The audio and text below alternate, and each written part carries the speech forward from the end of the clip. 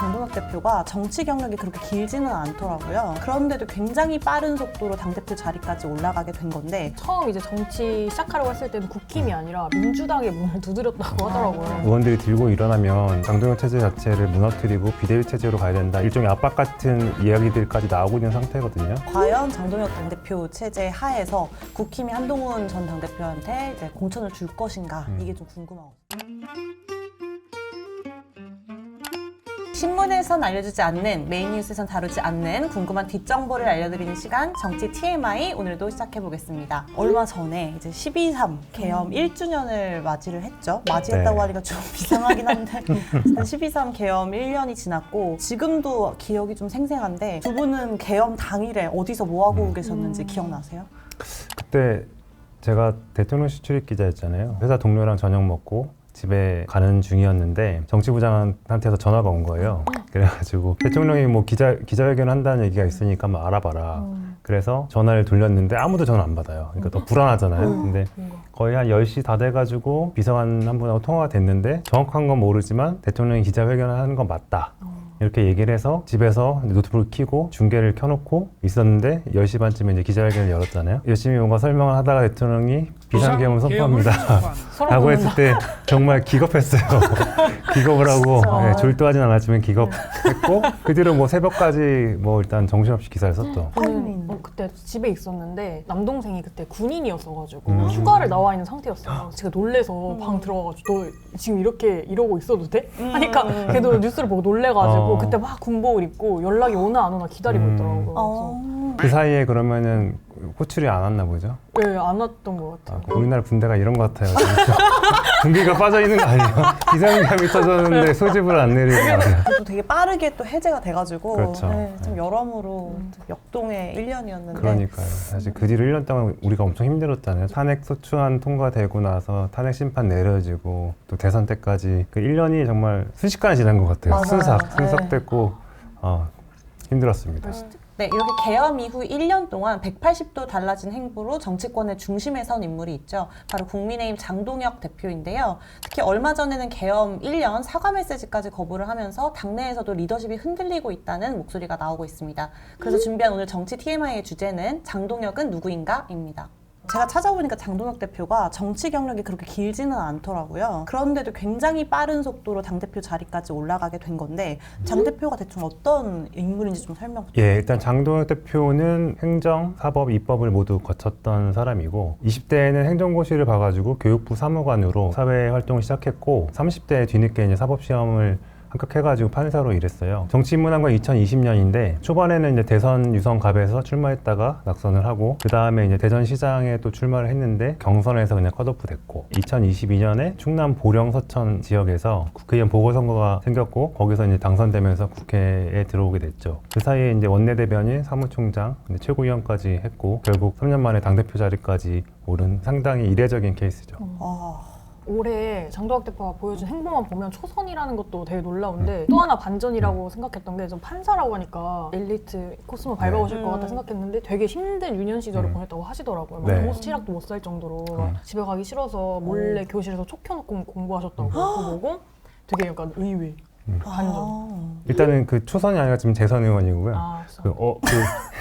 어릴 때 등록하지 않은 환경에서 자랐다고 해요. 그래서 형제가 이제 힘들게 살다가 세상을 떠났다는 이야기도 있고 집안 분위기도 이렇게 안정적이지 않아서 이형 자체가 조금 험했다고 볼 수 있을 것 같아요. 근데도 이제 개인의 어떤 의지나 그러니까 기본적으로 머리도 좀 좋으신 것 같고 그렇죠. 고시를 2개를 패스를 할 정도면 일단 굉장히 네.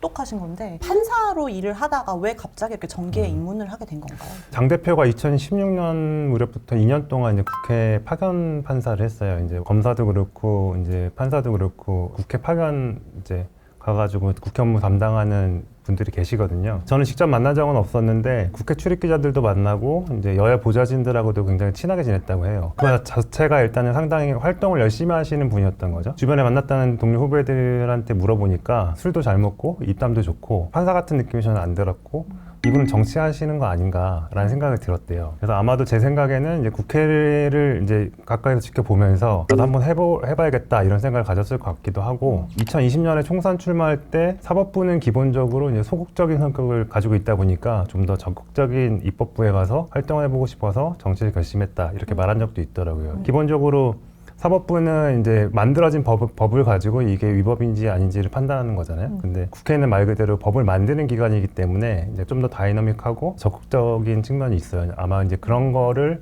고려해서 정치를 결심한 것 같기도 하고 사실은 국회 파견 판사를 이제 아마 지원했을 가능성이 높은데 그것만 봐도 평소에 원래 정치에 관심이 많았던 분이지 않았을까 이런 생각이 들어요. 근데 제가 또 하나 찾은 반전 포인트가 장동혁 대표가 처음 이제 정치 시작하려고 했을 때는 국힘이 아니라 민주당의 문을 두드렸다고 하더라고요. 이게 판사 시절에 이제 기자분들이랑 친하게 지내면서 뭔가 민주당으로 출마하고 싶어 했다고 하셨는데 개인적으로 이게 진짜 너무너무 충격이었고 지금 행보만 보면 장동혁 대표와 민주당이 진짜 전혀 상상이 안 되는 줄 알았어요. 그렇죠. 네. 그 과정 자체는 정확히 모르겠는데 하여튼 국회 파견 판사를 하던 시절에 민주당 인사들하고 가깝게 지냈다는 얘기는 들은 적이 저도 있어요. 그러니까 아마도 정치를 하고 싶다고 생각을 했으니까 어느 지역으로 출마하는 게 유리한지 자신의 정치적인 성향도 고려했을 거 아니에요? 지금 장 대표 행보를 보면 국힘 가시길 잘한 것 같다. 이런 생각이 들죠. 만약에 민주당 갔으면 성향상 맞지도 않고 탈당해서 국힘으로 입당했을 수도 있고 뭐 본인한테는 더 잘 된 일이다 이렇게 생각합니다. 네, 선배 아까 말씀하셨듯이 장동혁 당대표가 굉장히 빠른 속도로 당대표 자리를 갖게 된 거잖아요. 같이 이제 결선에 올랐던 김문수 후보에 비해서 훨씬 뭐 인지도나 아니면 정치 경력이 좀 딸렸던 게 사실인데 어떻게 이렇게 빨리 당대표 자리에 오를 수 있었다고 보시는지. 장 대표의 어떤 이제 강성 보수를 잡으려는 전략이 가장 주요했다고 볼 수 있을 것 같고요. 장 대표가 그때 연설에서 누군가는 그렇게 욕했던 윤어게인과 손가락질하는 전환길 선생이 우리 당을 지키고자 했던 사람들이다. 이렇게 사자후 같은 연설을 하는 거가 굉장히 화제가 됐잖아요. 대통령을 지키자고 했던 장동혁을 향해서 배신자라 부르는 것 그게 부끄러운 겁니다. 반면에 이제 김문수 후보는 온건 보수 전략을 썼어요. 한동훈 전 대표와 안철수 의원을 품어야 된다라고 얘기했고, 그리고 또 그 당시에 김 후보가 이제 대선 때 한덕수 전 국무총리와 이제 단일화를 약속했는데 나중에 거부를 했잖아요. 이제 거기에 대한 반감들도 좀 있었던 것 같아요. 그리고 아무래도 이제 김 후보는 좀 이제 올드한 느낌도 있고, 장 대표는 어쨌든 새로운 느낌을 주는 게 좀 있었잖아요. 그러니까 그런 것들이 아마 영향을 미쳤던 것 같아요. 맞아요. 선배 말씀하셨듯이 장동혁 대표는 신선함이 확실히 김문수 후보에 비해서는 있었던 것 같고, 장 대표는 윤석열 전 대통령 탄핵에 가장 세게 반대를 했던 인물이잖아요. 근데 사실 비상계엄 선언 직후에는 계엄을 반대하는 입장이었어요, 장 대표가. 계엄 선언 직후에 비상계엄 해제 표결이 있었는데 찬성표를 던진 18명 중에 1명이 장동혁 대표였거든요. 그래서 직후만 해도 계엄에 반대 목소리를 냈던 인물인데 전당대회 때부터죠. 그때부터 계엄에 찬성을 하는 목소리를 내게 된 건데, 강성 지지층을 포섭하기 위해서 전략적으로 이렇게 좀 태세 전환을 한 거일까요? 탄핵을 기점으로 해서 생각이 바뀐 것 같아요. 기억나실지 모르겠지만 그때 비상계엄 터진 후에 회자됐던 장면 중에 하나가 장 대표가 이제 한남동 관저 앞에서 체포반대 시위에 이제 의원들이랑 같이 참석했던 거거든요. 그 뒤부터 계속 이제 우경화된 행보를 보이는 건데, 과정을 돌이켜 보면은 이제 윤 전 대통령이 체포되고 나서 전환길 강사가 뜨기도 하고 강성 모주층이 결집을 했잖아요. 그러면서 국민의힘 지지율이 올라가기도 하고, 그런 과정을 지켜보면서 장 대표가 결심한 게 있지 않을까 그런 생각이 들어요. 이제 강성 보수층을 이제 자기의 지지 기반으로 삼아야겠다, 뭐 이런 생각을 했을 것 같아요. 이번에 계엄 1년 맞춰서 장 대표가 낸 메시지가 정치권에 좀 크게 화제가 됐는데, 계엄에 대한 반성의 메시지는 아니었잖아요. 페이스북을 통해서 입장문을 발표하면서 12.3은 의회 폭거에 맞선 계엄이었다 이런 표현을 썼거든요. 사과라기보다는 계엄을 유발한 원인이 민주당에 있었다는 쪽에 무게를 둔 거죠. 사실 장동혁 대표도 전당대회 때부터 워낙 계엄은 어쩔 수 없는 선택이었고 또 탄핵을 반대해왔던 인물이기 때문에 이제 와서 또 이렇게 말을 바꾸는 게 강성 지지층까지 좀 잃어버리는 거 아니냐, 이런 본인의 고심도 뭐 있을 것 같아요. 근데 국힘 분위기를 또 보면 이제 계엄에 대해서 사과해야 한다라는 의원들이 좀 많아지는 것 같아요. 대표적인 친윤계로 알려진 의원들까지도 사과해야 된다는 입장이었고, 최근에는 이 장동혁 대표의 강성 노선을 면전에 대고 비판을 하는 그런 일도 있어서 장 대표도 좀 지금 마음이 심란할 것 같은데. 그렇죠. 방금 얘기하신 것처럼 윤한 의원 같은 경우에는 때는 이제 대놓고 비판하면서 똥 묻은 개가 겨 묻은 개 비판은 꼴이니까 아무리 이재명 정부를 비판해도 국민들 마음을 다가가지 못한다 이렇게 직격탄을 날렸거든요. 당내에서도 사실은 지방선거 앞두고 이제 중도로 가야 된다, 비상계엄 사태에 대해서 사과를 해야 된다라고 목소리를 냈는데 안 하니까 설마 했는데 진짜로 그렇게 됐구나, 우려가 현실이 됐구나 이런 생각을 했던 거고, 이대로는 안 되겠다고 느꼈는지 장 대표도 그날 약간 상당히 충격을 받았다는 얘기가 있어요. 그래서 당일에도 중진 의원들 찾아가서 면담도 하고 또 이번 주에도 계속 의원들 만나서 소통을 하려고 하는 것 같아요. 일부 의원들이 이제 내년 2월 설 명절 전까지 뚜렷한 노선 변화를 보여달라 이렇게 주문을 했다고도 하는데, 앞으로 이제 장 대표의 대외 메시지나 행보에 좀 변화가 있을 거라고 보세요? 장 대표가 의원회관을 돌면서 소통하겠다라고 스탠스를 바꾼 것 자체가 위기의식 때문일 것 같아요. 이런 분위기에서 의원들이 들고 일어나면 장동혁 체제 자체를 무너뜨리고 비대위 체제로 가야 된다, 이런 일종의 압박 같은 이야기들까지 나오고 있는 상태거든요. 근데 또 정작 장 대표는 최근에도 이제 강성지층 중심으로 하는 이제 유튜브에 나가서 내가 가는 길이 맞나 흔들리지만 그래도 앞으로 갈 거다 이렇게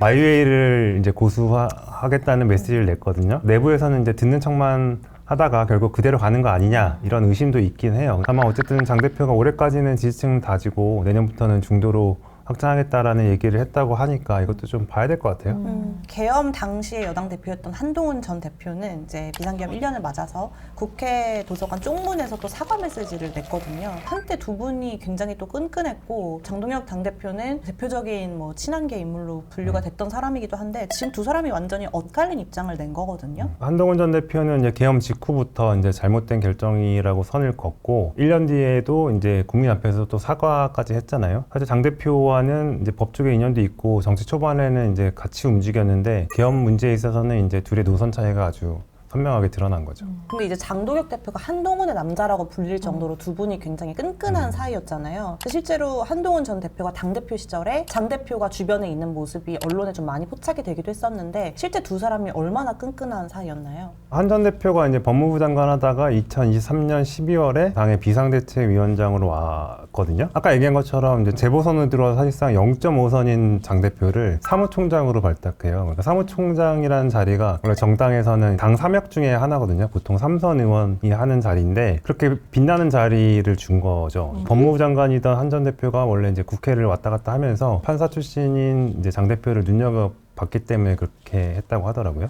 그렇게 친하게 지내던 장동혁 대표랑 한동훈 전 대표가 갈라지는 그 과정을 되게 잘 보여준 사진이 이거라고 생각을 하거든요. 너무 해맑게 웃고 계시네요, 뒤에서. 이게 그 윤석열 전 대통령 탄핵을 두고 이제 얘기가 나올 때인데 장동혁 대표는 엄청 부들부들한데 한동훈 대표는 해맑게 웃고 있죠. 그냥 탄핵해야 돼? 약간 이런 그러니까. 느낌이어가지고 한동훈 전 대표는 장동혁 대표가 이렇게 이제 뭐 갈라설 줄 몰랐던 장면인 것 같아요. 해맑게 웃고 있잖아요. 그러니까 전처럼 자기가 얘기했던 거를 그대로 받아들이고 따라올 줄 알았는데 이 직후에 이제 최고위원회 사퇴하면서 한동훈 체제가 무너지게 되는 거거든요. 결과적으로 보면은 탄핵에 대한 두 사람의 이제 생각이 달랐던 거예요, 실제로. 한동훈 전 대표는 어쨌든 윤석열 전 대통령이 스스로 물러나지 않으면 탄핵을 못 막는다 이런 판단이었고, 당시 이제 장동혁 최고위원은 탄핵이 되면 정권이 넘어간다. 그러니까 어떻게든 시간을 벌어야 한다. 라는 입장이었기 때문에 탄핵에 반대했던 상황이거든요. 결국 그 다른 판단이 대표실에서 나오는 저 장면에서 드러난 거고, 그 이후에 탄핵안이 통과되면서 장동혁 대표는 이제 최고위원직을 내려놓게 되는 거죠. 근데 이제 요즘에 한동훈 전 대표가 이제 지방선거에 출마를 할 것이다라는 이야기가 좀 나오고 있는데, 과연 장동혁 당대표 체제 하에서 국힘이 한동훈 전 당대표한테 이제 공천을 줄 것인가, 이게 좀 궁금하거든요.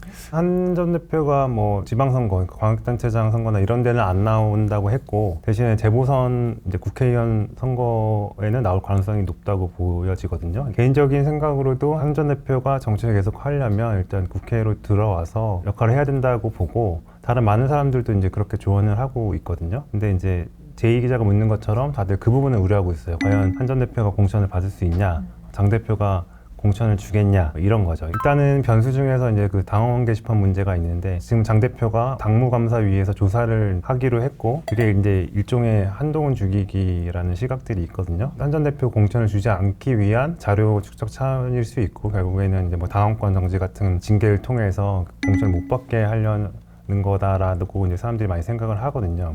반대로 이제 공천을 줄 수밖에 없다라고 보는 쪽은 장 대표의 임기는 결국 지방선거 그 결과에 달려 있어요. 그러니까 선거에서 패배하면은 사퇴할 수밖에 없는 상황이거든요. 그러니까 이제 선거를 승리로 이끌기 위해서는 한 전 대표와 손을 잡을 수밖에 없고 본격적으로 이제 선거운동이 시작되면 인지도가 높은 한 전 대표 유세를 하는 게 필요하다고 생각할 수밖에 없다는 거거든요. 유승민 의원 얘기도 나오던데 그분도 지금 국힘의 어떤 강성 기조 안에서는 공천을 주기에 좀 반대 목소리가 많을 것 같고 그래서 쓸만한 카드가 좀 딱히 없다. 그게 좀 이 장동혁 대표의 고민이 아닐까. 그래도 나름 최근에 이제 나경원 의원이 이제 그 지방선거 이제 기획단장을 맡고 있는데 저희 동아일보 인터뷰에서도 뭐 유승민, 한동훈 뭐 이런 분들 다 나와야 된다라는 식으로 막진 않겠다 이런 뉘앙스로 얘기를 했었거든요. 그러니까 뭐 상황을 좀 봐야 될 것 같아요. 혹시 기자님은 장동혁 대표 실제로 뵌 적 있으신가요? 뭔가 장외 집회에서 막 연설하시던 모습이 되게 인상 깊어서 실제로 그렇게 사석에서도 그렇게 약간 센 이미지신지. 지난번에 법정모도 인터뷰에 한번 나오신 적이 있는데 빠르고 영리하다는 느낌을 좀 받았어요. 그러니까 자기한테 뭐가 유리한지 아는 것 같고 상황 판단 능력이 좀 빠른 거라고 볼 수 있겠죠. 자주 만나는 기자들 얘기를 들어보면 어쨌든 자기 소신도 좀 있고 사회성도 좋은 것 같긴 해요. 대신에 이제 행보를 보면 국가의 미래라든가 아니면 한국 정치의 발전이라든가 뭔가 그런 큰 방향에 대한 고민이 좀 부족한 게 아닌가라는 좀 제 개인적인 의견으로 아쉬움이 좀 있는 거죠. 앞으로 장동혁 대표가 맞닥뜨릴 좀 가장 큰 시험대가 뭐라고 보시는지 궁금한데 내부 리더십 문제일지 아니면 내년 지방선거일지 선배 어떻게 보세요? 아까 말씀드린 것처럼 지방선거 결과가 가장 큰 시험대인데 그 과정에도 몇 가지 단계들이 있을 것 같아요. 지방선거가 다가올수록 당의 지지율이 몇 프로 되냐. 만약에 지지율이 오른다 그러면은 장동혁 체제가 일단 안정적으로 갈 것이고 만약에 그대로 정체돼 있거나 더 떨어진다 그러면 위기의식이 발동을 해서 지도부를 바꿔야 된다 이런 교체론이 커질 수도 있는 거고 다음 문제는 공천이겠죠. 한동훈 전 대표 공천을 뭐 못 주겠다 이래버리면 당내에서 분란이 커질 것이고 지도부가 이제 물러나거나 하는 계기가 될 수도 있는 거고 변수는 많은데 그거를 최종적으로 결론을 짓는 거는 지방선거 결과 재보선 결과가 될 것이다. 이렇게 봐야 될 것 같습니다. 하윤 인턴은 오늘 들었던 얘기 중에 가장 기억에 남는 TMI 뭐예요? 저는 약간 그 친윤 의원이었던 분이 장동혁 대표 옆에서 그똥 묻은 개가 개 묻은 게 나무란다. 이난영 의원. 그 발언이 되게 충격적이었는데 그럼에도 불구하고 강성 유튜브에 나가서 내기를 가겠다. 막 이래 하셨던 게 아 저래야 큰일을 하는구나. 대단하다 싶기도 하더라고요. 저 정도 줏대는 있어야. 네, 그래 당대표 하는구나. 앞으로도 정치권 뒷이야기 또 궁금하고 소소한 TMI들 꾸준히 듣고 싶으시다면 동아일보 구독과 좋아요 꼭 눌러주세요. 그럼 저희는 다음 주에도 투머치 정보로 찾아오겠습니다. 감사합니다. 고생하셨습니다. 고맙습니다. 아.